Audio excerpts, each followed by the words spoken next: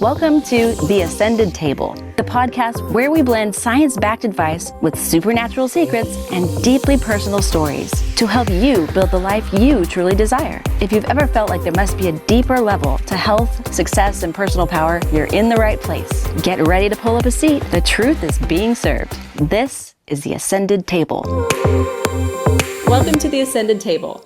Now, today's a little different. We have brought in 3 generations of lovely women. We've got our lovely Cindy Lee, a licensed therapist in her 60s era. They've got me, Casey, in my 40s era, and our lovely producer, Krista, in her 20s era. Today, we're here to discuss the dilemma of social media. It's really an epidemic. And how can we live life beyond the filter and live our authentic selves and be proud of it? So let's start this conversation. Cindy, when was the last time you posted a picture that was unfiltered on social media? Unfiltered? I don't really use filters. Wow, you are so like I don't. in the small 1% of people. I feel like right now. I don't know.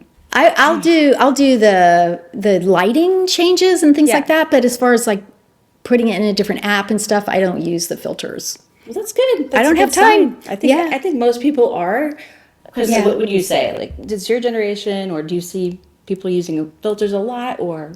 With the rise of TikTok and more candid photo taking that has become of social media for my generation, I would say that if there is filters being used, it's either becoming ironic or it's becoming no longer a filter but physical. Like what used to be just like a sculpting thing or a quick little oh, I look a little better, has now become I'm gonna go get Botox and I'm gonna go do this. And so real life filtering. It's real life filtering yourself. Wow. It's a whole nother level. At 20, people are doing this. Wow. Baby talks. Yeah, baby Botox. Wow. Well, I think that this has created a generation, actually a whole civilization of insecurity about aging and body image and being perfect all of the time. Yeah. And I really think it's been driven by the filters.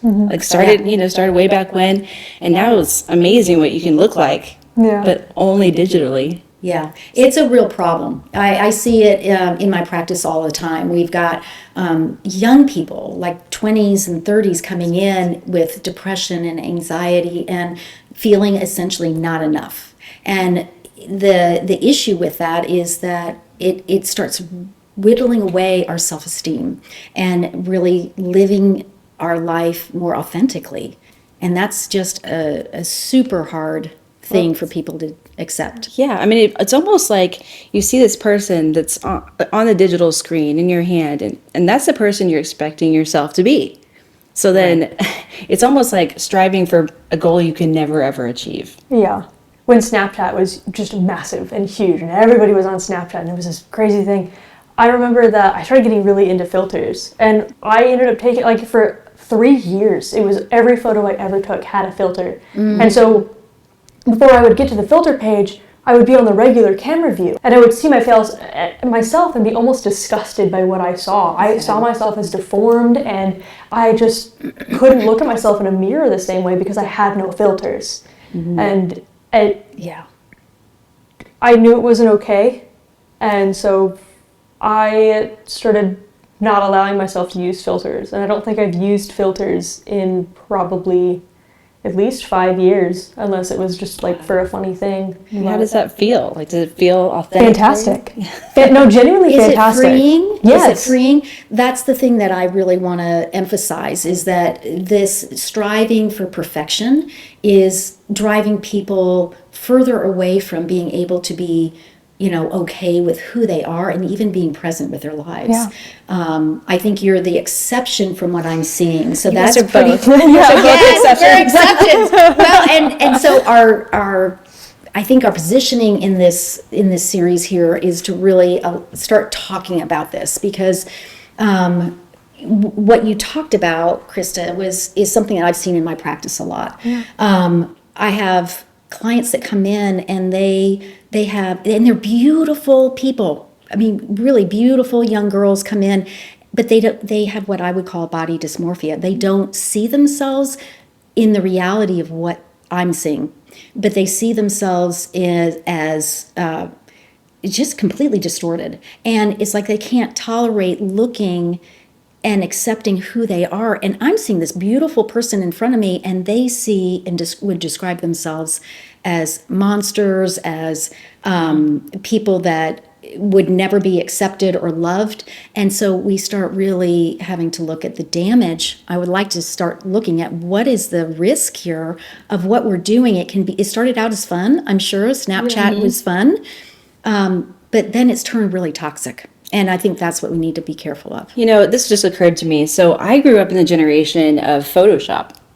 So it was the first filters.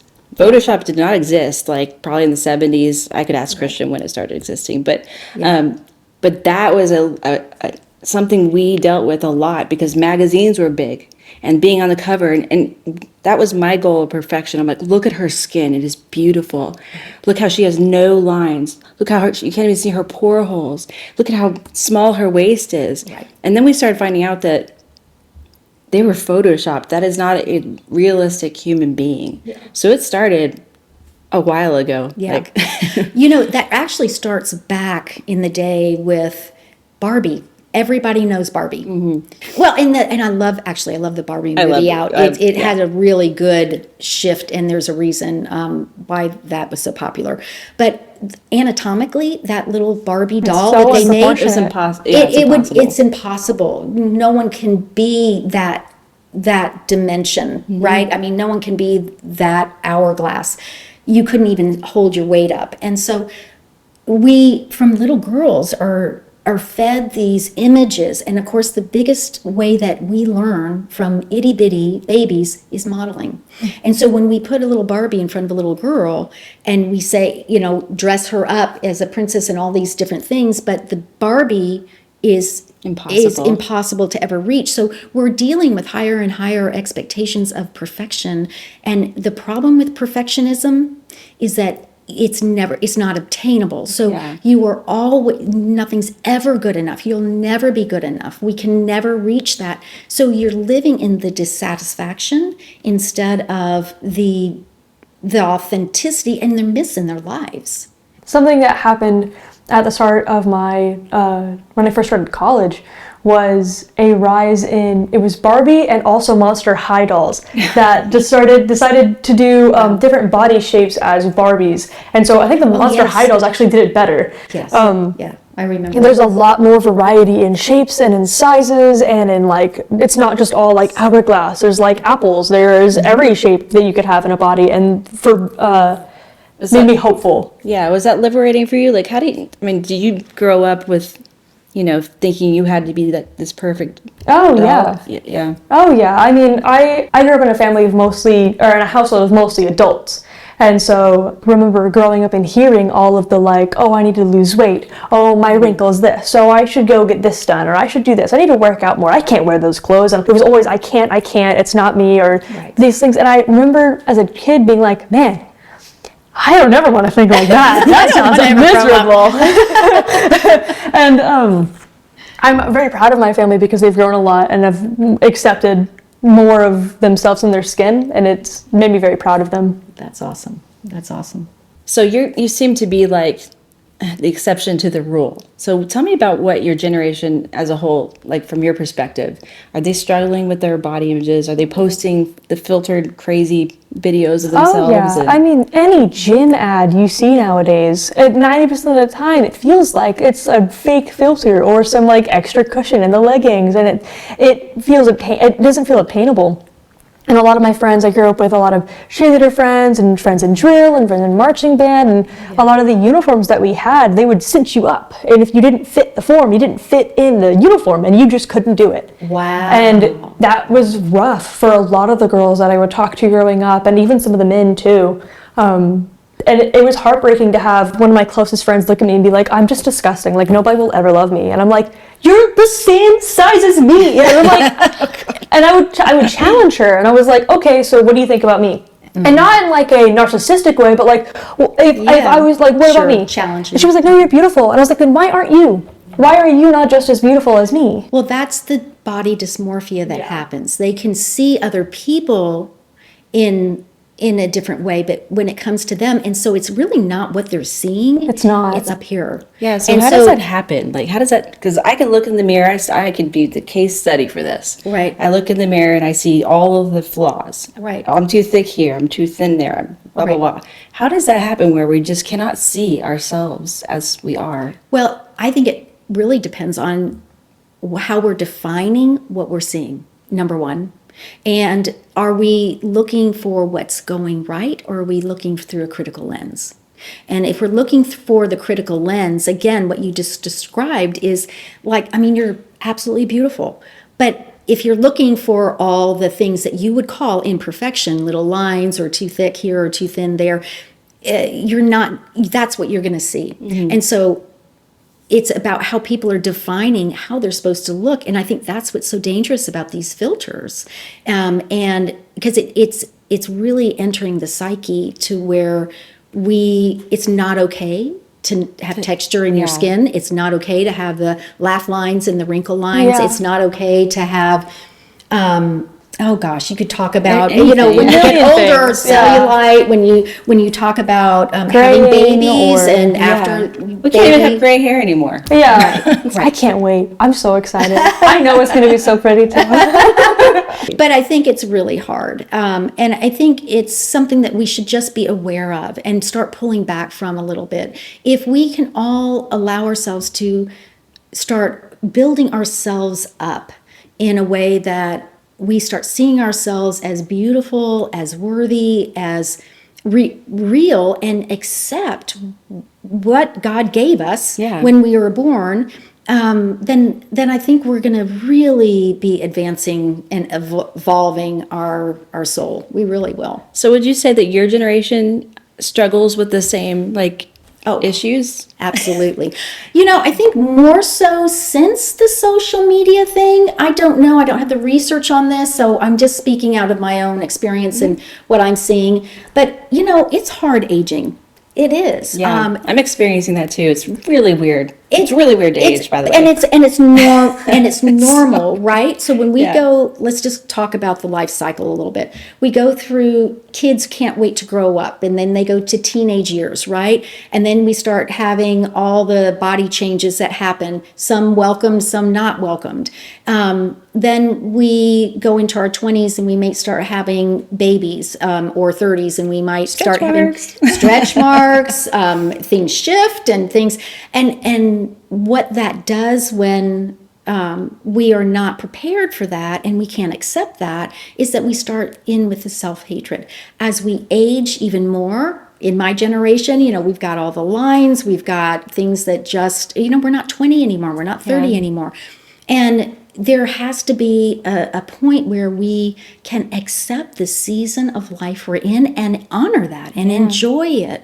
And that's going to be a lot more beneficial for us all. When the social media started, everything's posted and there's bigger and better out there. And so we start the comparison game. Yeah, and the comparison game can be a really slippery slope. Yeah, they're posting the highlights of their life, but not their real life. They're posting the best of the best. So we all think that all these people have such amazing lives. Like, oh my God, they just went to Italy. Oh my God, she just looks so beautiful. She just got that facial. Right. But that's not real life. We know what real life is. Yeah. Those might be the little highlight reels, but real life is you have really good and really hard days, or people might be going through hard seasons.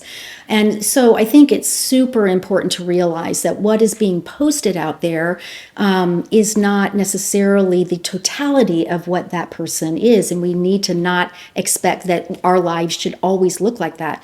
I work with so many clients that come in and say, my life is just nothing, when their life is great, but they're comparing themselves to what they're seeing out on social media, so they feel less than. So do you experience, are some of your friends like that too? Do they feel less than because they see other people experiencing amazing lives? And I mean, so I have a couple friends that they just graduated college and they're trying to get jobs and trying to get out there, and that is one of the most hardest parts of life to be in. And consistently he'll be like, I just feel like I'm a failure and I did it all for nothing. And I'm like, no, you're not there yet. You haven't started yet. You're not there. You gotta keep trying. You're almost there. need to go over. And it's consistent. And I see that with a lot of my friends right now, because we're all like, all of my friends relatively just graduated college, and they're all in that kind of mindset. And it's an interesting community of like constantly having to push each other to keep going. And it's like, maybe I should just quit and do this instead. I'm like, no. Here, we'll sit down and we'll try to work on it together. And I think it's very much a buddy system at this point. I think that your generation has it the roughest. I've thought of this a lot because my daughter, she's in it. Right. I couldn't imagine growing up with social media. Like, it's a nightmare to me. Oh, yeah. Can attest. Was a nightmare. Yeah. Because there's always this, it's like, I call it the big catalog in the sky. You're looking at all of these things that people are doing better, bigger, and so our ordinary lives seem pretty mundane and not good enough. Again, this not good enough, or I'm supposed to be something different. Yeah. And instead of really embracing where people are at. Well, imagine growing up in her generation where there's filters and they're young kids and they don't realize that these people don't look like that. And so the perfection striving. Why do I look like this and not that? Over and over and over and over again, whether it was jawline or eye color or lip color or anything. It was a huge struggle as a kid to be like, why don't I look like them? Mm-hmm. Asking my mom and being like, when am I gonna look like them? When do I get to that point in life? When can I get that? She was like, yeah. Well, it was an interesting conversation to have with her.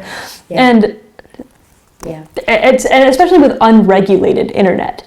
I'm glad now that parents are considering like not allowing their kids to have phones and not having them on social media so early on, because I think I was in 7th grade when I had Instagram for the first time and got to experience like social media, which is, I was late to social media because I had some kids that had it in 4th grade and they already were having social media and posting and doing all these things, and it was just it was crazy. So have you noticed any of your patients or talking about like comparing themselves on social media and how like it stresses them out? Or when people come in feeling depressed or feeling like they are not allowing themselves to accept where they are in life or accept themselves, the first thing I do is ask them to get off social media or take a break for a little while, just to see if that gives them a little reprieve from the constant messages that are coming their way. And it does help. It's hard for them. Yeah, it is hard. It's addictive. It is very addictive. It is. And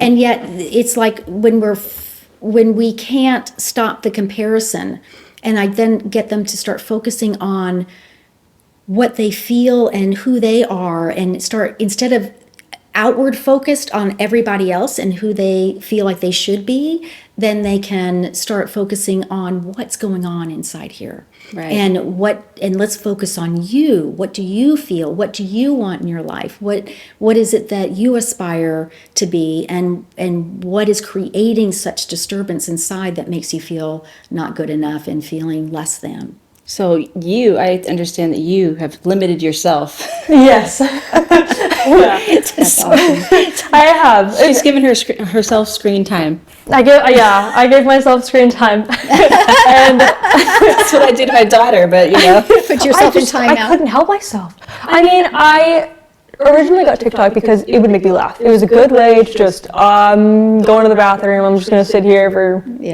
5 minutes, 10 minutes, 20 minutes. 30 minutes. I need to eat. I need to leave the bathroom and do something else. Or when I was stuck at home for a little bit, and I would wake up, I would get on TikTok, and the sun would be down. I was like, I've wasted an entire day. And with the mindset of I've wasted an entire day, I saw something on the internet where it was, if tomorrow was your last day, what would you wish you did today? And like it's said a bunch, it's said all over, but I genuinely was like, I wasted an entire day of my life today. I think there's a good point there, is that it reminds me of a client that I was seeing that really couldn't be present with her life. And so we started that whole cycle of trying to bring her back, what does being present mean? And that really, really is helpful. I call it kind of like the black hole. We don't mean to be captivated and have hours go by. It's manipulation. Social media is manipulation. It's meant to just make you, it's meant to be addictive. Right. And so we we've got, so what do we do about that? We've got to discipline ourselves to start putting our phones away, being present with the people we're with, especially if you're, with family or with friends or at an event. Put the phone away, and it will be there in the next few hours. It's not going anywhere. Allow yourself to start feeling and noticing what I'm experiencing. A lot of my friends started doing this thing that I love. I'm absolutely obsessed with. We'll throw parties and we'll have get-togethers and everyone I know will be there, or we'll go out and do something, and we'll have one digital camera with us that we can plug. We can plug it into our computer and print all our photos out. We can have them, or we can put them. We can put them on social media if we really wanted to. But we have one allotted digital camera during a hangout. Nice. And if you really want to take a picture, you can grab it. But it's not phones. It's not. I like and that. It's literally just us being goofy. We're having a little photo shoot, and it becomes a group activity that you are present within at the same time. And that changed a lot. That's awesome. It seems like to me there's a divide in your generation. There's this group. Probably 50% that's doing your thing, they're seeing that it's negative and breaking free from all of this. And then the other half that's just completely right, I live my life as a filter. But I love it. It's kind of like a hopeful thing for me that this generation is actually deciding to do that. I've heard of meetup dates, where you meet at a coffee shop just to be productive. Yeah, buddy system or parallel play is a big one of that. What would you say to people that are listening that would encourage them if they are feeling the negative effects of all the filters and they want to break away? Give the listeners some tips on what has been successful in your group that you've tried. I think the reason social media is so popular in the way it is right now is that we crave community. And if you are lonely, if you don't go out, if you don't go to bookstores and try to meet people or try to do something, which is so hard in general just to do, but it makes you want to do that, because if you're online and you're talking to people, whether it's negative or positive, you're interacting with people. I spent years collecting a gaggle of friends that is we've made our own community at this point, and it spreads. If you brought someone over and we're clicking with that friend and we're hanging out, I'm they're invited to our party next. Make sure they come around still. I want them. That's good. And so we've had almost complete strangers. Just we clicked one time at a party, and it's I want to try you out. Come in. That's beautiful. We all can meet that. As humans, we crave that community, but we live separate lives now. So, yes, we live in silos, and the pandemic didn't help us in that way. A lot of people are having a hard time getting back out there. The social anxiety aspect is real. It's really, really tough. And people are just gotten comfortable, or now don't have those skill sets to go out and feel comfortable interacting in a way that before the pandemic. So I think it's super, what you talked about, Krista, I think is the key. We need to be really seeking connection with ourselves, with each other, with our family. And I think if we can reverse, if we could reverse this and start putting away the substitute of social media and getting out, grab a friend, be social. Go grab a neighbor and invite somebody out and start creating these pods of connection. I think that's going to start taking over rather than this siloed. And it's so much more enjoyable too.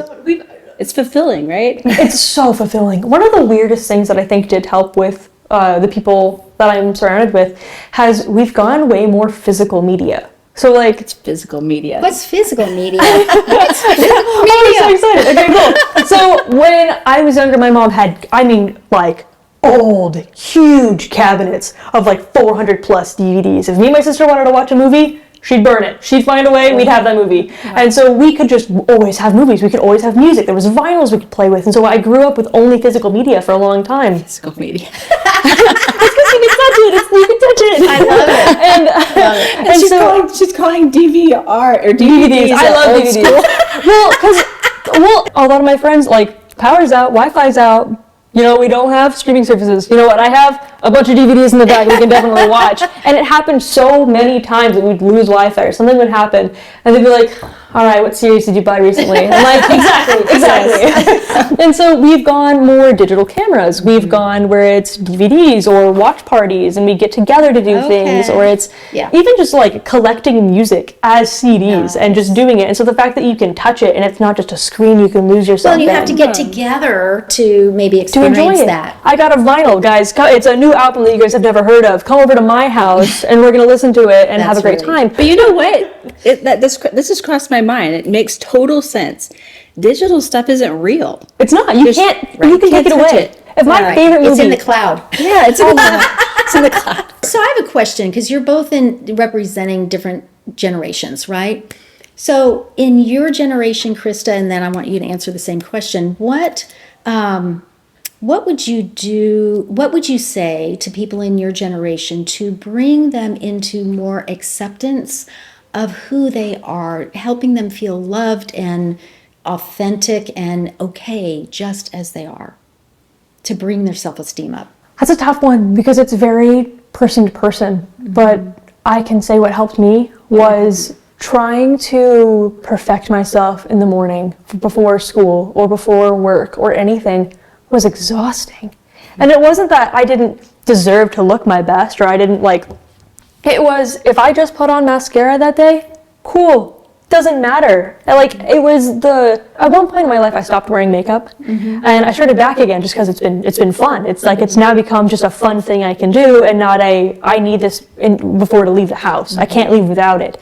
And doing that added so much more freedom and so much more just self-love for myself. I was like, I don't want to waste 3 hours in the morning getting ready when I could be having tea and reading a book, or I could be hanging out with the people I live with, or I could go be present. Yeah. So be present in life. Those are the things that feel good to you. Reading a book, being with family, doing things that you enjoy. Yeah. And people move towards what feels good to them instead of what doesn't. So that, I think, is a key takeaway, is really doing things that feel good to you. Yeah. And enjoy that instead of feeling like we have to strive and do something that we don't feel good about.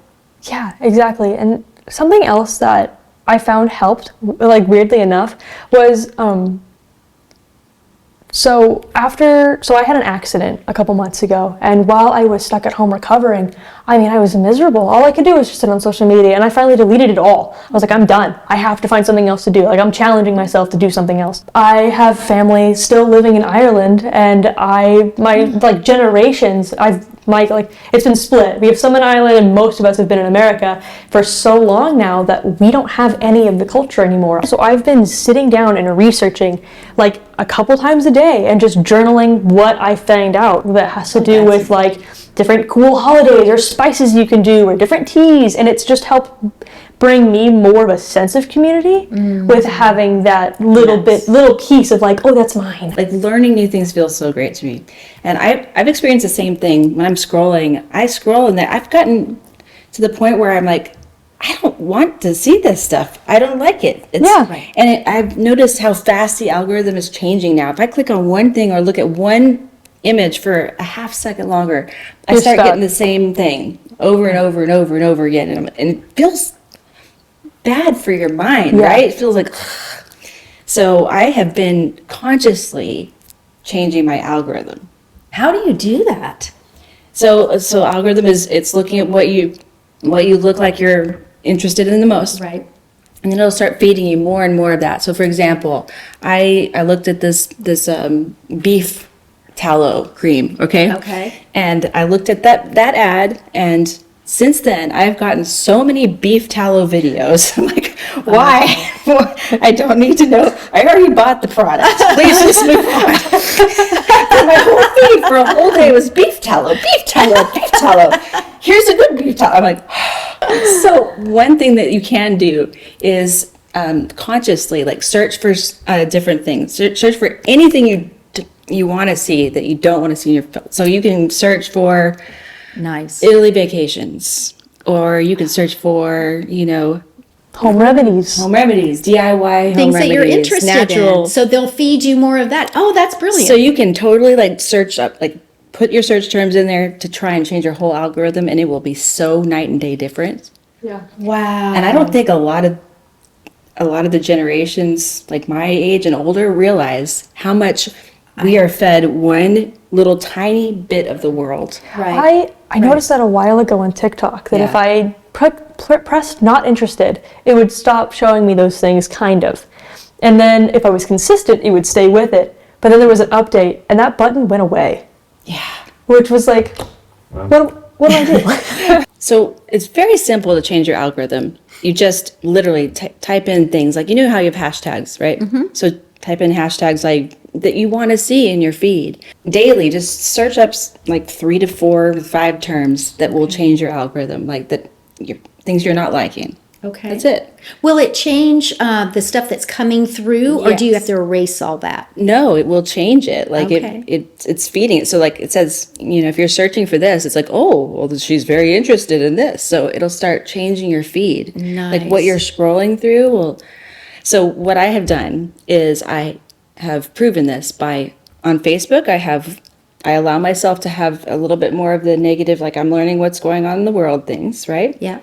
But on Instagram, I do not allow myself to look at those things. Okay. I only focus on like health related things, diet related things, skincare, workouts, things like that. And it's night and day. So I can click on one and it's like doom scroll, doom scroll, doom scroll. Yeah. And Instagram is like, but it doesn't have to do with the platform. It has to do with I'm consciously creating my algorithm. It's like manifesting your life. But Nice. It's choosing what you're going to focus on. yeah. Right. So if I want to know what news is going on, I go to one place. But if I, Right. So That's wonderful. it's controllable. I don't think people know that. I think you guys probably do, but So I have 2 accounts, and one of them is my like professional account that I mostly, it's like film things, film tips, camera tricks, and then like ocean and marine life, because I love marine life. And then the other one, and then the other one is just like, what are people that I'm following doing? And it's a nightmare of a feed. It's just constant. It's like every 5 is an ad, and then there might be someone I know. yeah. I think there's another thing with my generation, right? As we age, I think there is some real issues with just really accepting, and I would say this for every season, the 20s, 30s, 40s, 50s, and on, to really see where are you, because each season, each decade is something a little bit different, and really see and gravitate and acknowledge the positives that season brings. And as we age, as far as like the body is going to change. And if we can compliment each other and love each other and tell people that they are beautiful as they are, I think it'll start changing the mindset about it, like we have to be 20. We're not. Yeah. And we shouldn't be, but our generation has things that when I was 20 we didn't. And so can we take in the beauty of that and the wisdom and all of the things and feel good about those things? I think that's really important to remember. So complimenting, I find this generation does complimenting, and it feels so good. Nice. I had maybe a 15-year-old girl walk up to me and my workout partner the other day, and she just said, "You guys look amazing. You guys look so good." That's so sweet. And I was like, that's beautiful. but I haven't forgotten that feeling. Like, Right. like I'm doing something right. I'm like 40-something years old, and this 15-year-old is complimenting me. I had that experience just this week. I was at the dentist office, and this cute little receptionist said, "I love your hair." And I'm like, "Oh, thank you." So all of a sudden I'm walking taller that day, right? And it's beautiful. So yeah, it really makes a difference. We need to lift each other up, not tear each other down. We don't need to compete with each other, especially women. Yeah. We need to embrace and lift one another up instead of, competing. Yeah, there's no real goal or There's game no need. here. And I think I tell my daughter this a lot, because she's in the age where she's constantly, everybody's like, "Oh, I'm doing something wrong. Everybody's going to judge me," right? And I try to tell her, look, everybody's looking at themselves and judging themselves. They don't care about what you're doing. Right. My mom would do this thing that I respect so much, where my sister and I were getting to an age where we were doing the same thing. We were like embarrassed about anything. We would wear anything. We would like try to stay as small as we possibly could. And my mom was like, being embarrassed is stupid. I was like, what? And she would be like, watch this. And she would stand up in a supermarket and just start singing opera, or just start like dancing and doing like the craziest thing in front of me. And my sister's just like, oh my gosh. And I walked her. That's exposure therapy right there. And I was just like, nobody's looking at her. Nobody cares. Nobody I was like, cares. oh my gosh, you're right. This is stupid. And so, that really is truth. Most people are more preoccupied about what's going on inside of their own mind, and they're not paying attention to you. So all of these people are running around worrying about what other people might think of them, when truly everyone's doing the same thing and no one's really connecting with one another. So this reverse of your generation complimenting, and especially I find it very powerful with women to compliment each other. Yes. Compliment the smile, compliment the outfit, compliment your hair, just like you look so pretty today.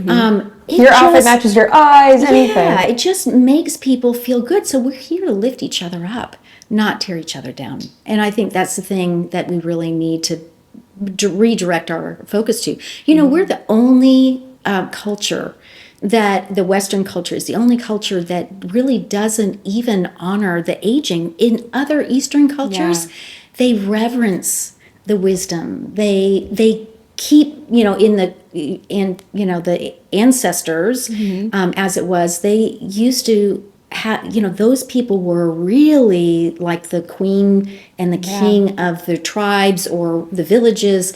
They were just really honored. And I don't find that. I find that in the Western culture, we really discount and discard people as they age. And that's so sad, because truly, in this generation, I'm just entering in another season where I feel more at ease and more confident about things I've learned throughout my entire life. And there's so much to learn and give back. And then our generation is wanting to give out.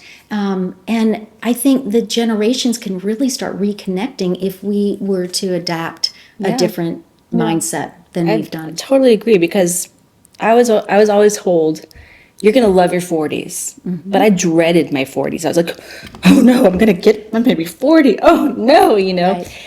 And I didn't believe them at all. But there is something that comes with you at 40 with the level of experience you have in life. Right. Where you're confident. You're like, I don't care what people think anymore. Like, you get to that point where you're like, well, hopefully you do. I've gotten to that point. Right. But you realize what I just said. People are just judging themselves.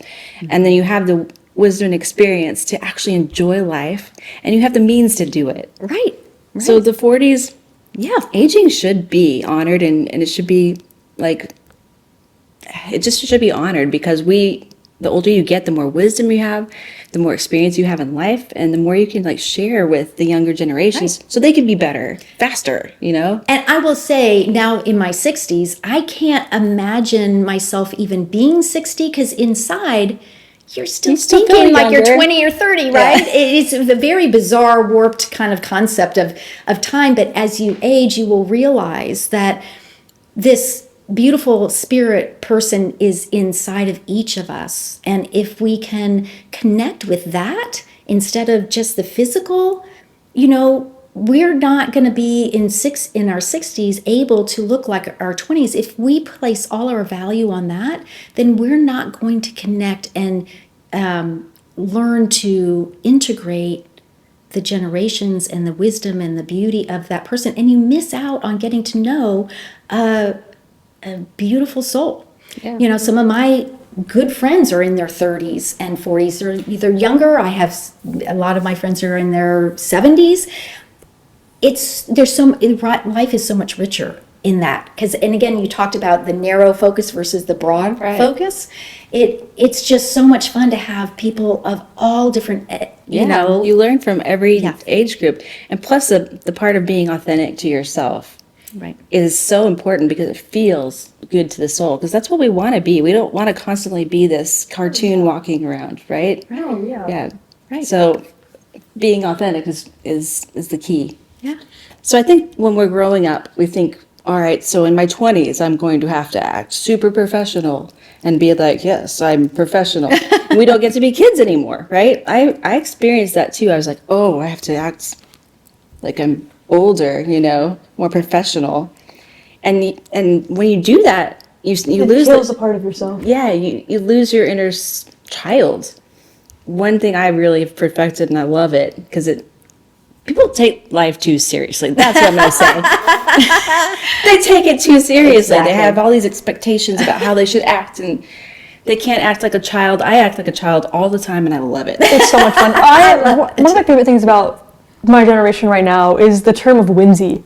It's like, keep yourself whimsy. Don't be afraid to be whimsy. Yeah, I love whimsy. That. Because in my teens and now 20s, I've been like, you're such a child. And I'm like, yes, I am. I'm like, and I used to keep bubbles in my car at all times, and it was just one of those little things where if I was getting too serious about stuff and things were getting too angry or too intense, I would just like in my car, and it just added so much more fun. It brings me so much joy, and if not to have joy, why go on? And why do you have to stop having joy once you're an adult? And that's another thing. True. Is I hear so many people all the time talk about how they want to get rid of their wrinkles and they want to like Botox themselves or tox themselves until there's nothing there and it's just clear and they look like a doll. And I just don't subscribe to it. I don't know if I'm just an odd one out, but you're like a happy person too, so I'm I consider myself very joyful, and I cannot wait. I cannot wait to have smile lines and crow's feet, because then I get to prove to the world how much joy I got to experience. Nice. And I get to wear it on my face and just keep it with me forever. And I cannot wait to have those lines. I'm so excited for it. I mean, like, those highlights, those little gray highlights, ooh, it'll look so good. I'm so excited for it. What did you say?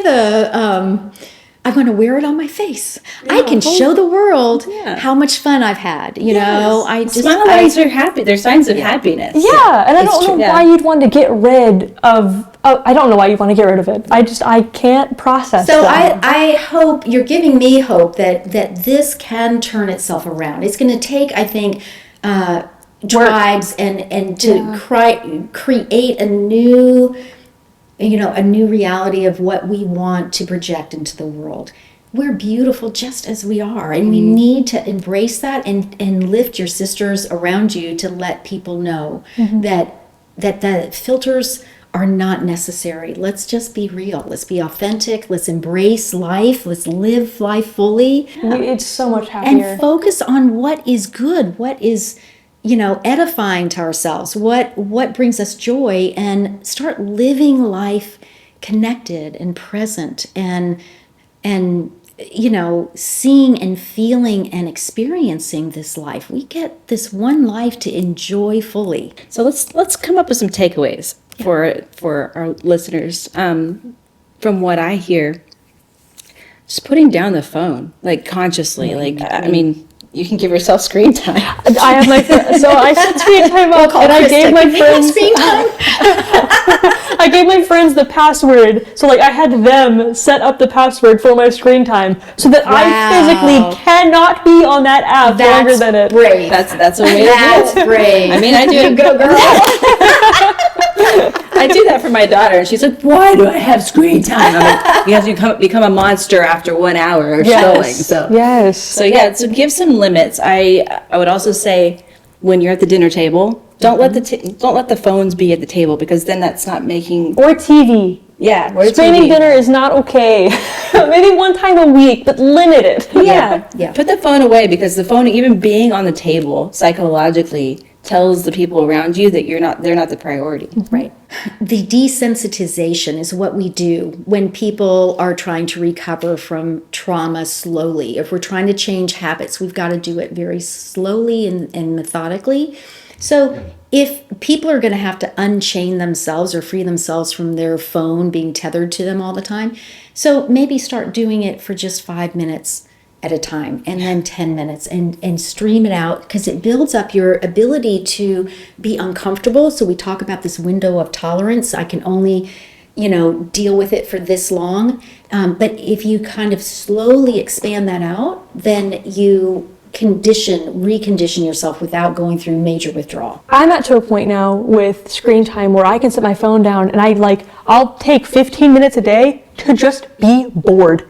Like, I have to sit there and just be bored, and it's so hard to do. But at the beginning, when I was just like, I need a break,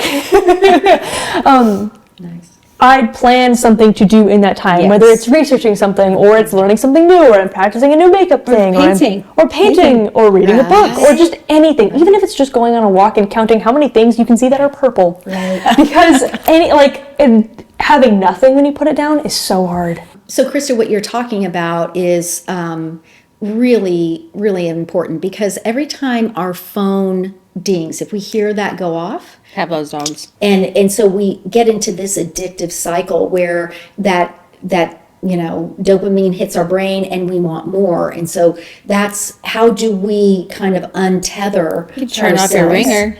We can turn off our ringer, turn off the buzzer, right? I like the little number, the number at the bottom, like the number of people who've liked something recently is the thing that gives me the dopamine. If you have an iPhone, I use shortcuts, and I made all of my apps have a different picture, and I've dumbed my phone. Where it's only one color, there's no crazy things on my homepage, and I don't get to see that one number anymore. If I want to check what's going on, I have to scroll down and see all the notifications because I cut it out. It's just about discipline. She's got a lot of discipline. It is about discipline, but we also have to know the benefits of why we're going towards something. Mm-hmm. You listen to Krista and you look at, some of the discipline she's put in place, and now she's starting to fill those hours and those times with things that bring her joy, that are educational to her, that are connecting to, friends. And there's so much more life in that than, looking for something that doesn't make us feel good. And I think that's a really important thing, is look at, is something that you're following make you feel good about yourself, or does it make you feel worse about yourself? That's a good test. If it makes you feel worse about yourself, then unfollow it or mute it. If you have content that's coming through that makes you feel good about yourself or intrigues something and adds to your life, then engage with it. Yes. Right? Definitely. And so how do we rewire our lives to feed ourselves what will support us and will make us grow and will make us happier? Those are some tips. Because the algorithms have become so much a part of our lives, and it's already affecting our brains. Yeah. And if we do not recognize what's happening, we've got to wake up and realize that the social media, I'm trying to remember the name of that movie, the social experiment, the Social Dilemma. Yeah. Oh, I saw that. If you guys haven't watched the Social Dilemma, please watch the Social Dilemma. It's on Netflix. Is what it was knows on. What it's on. It used to be on Netflix, but it really does examine what we're talking about today, about how the social media is used us as the marketing tool, and so we are being marketed and manipulated to really sell products, and we've got to really be aware and take our power back. We need to take our power back, our lives back. We need to start re-engaging with real people, show up real, show up authentic, and allow ourselves to discipline ourselves to recognize and stay away, move away from these other toxic things, because it is really creating, at least what I'm seeing in my practice, depression, anxiety, low self-esteem, eating disorders. It's just goes on. It's a nightmare. One thing you can do if you want to stay on social media, I think, and I have actually been working on this. I went through my filter phase. I loved the filter because I'm like, oh, she looks so beautiful. That's not me though, right? So allow yourself to post unfiltered images or just everyday images, just happy things. I've actually noticed that things that I posted are more authentic, get more likes, so you get that dopamine too, but you can be imperfect. Everybody is imperfect. People want that. Let me ask you guys a question. So seeing someone that's really real in a real moment of time, would that make you feel more, how would that make you feel compared to somebody with a beautiful backdrop with all the filters on? What would you relate to more?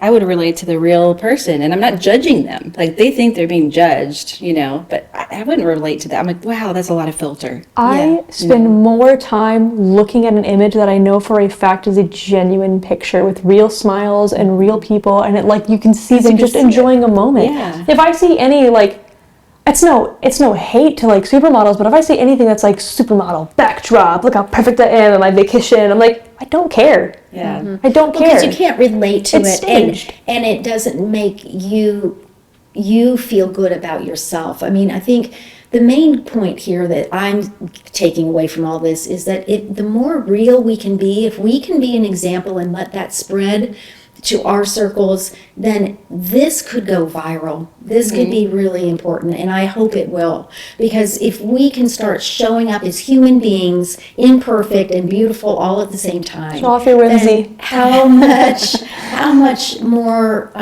fulfilled are we all going to be and connected? I love it. This has been a great conversation. I think it's an important one. Yeah. Because we all experience this. We all live it every single day.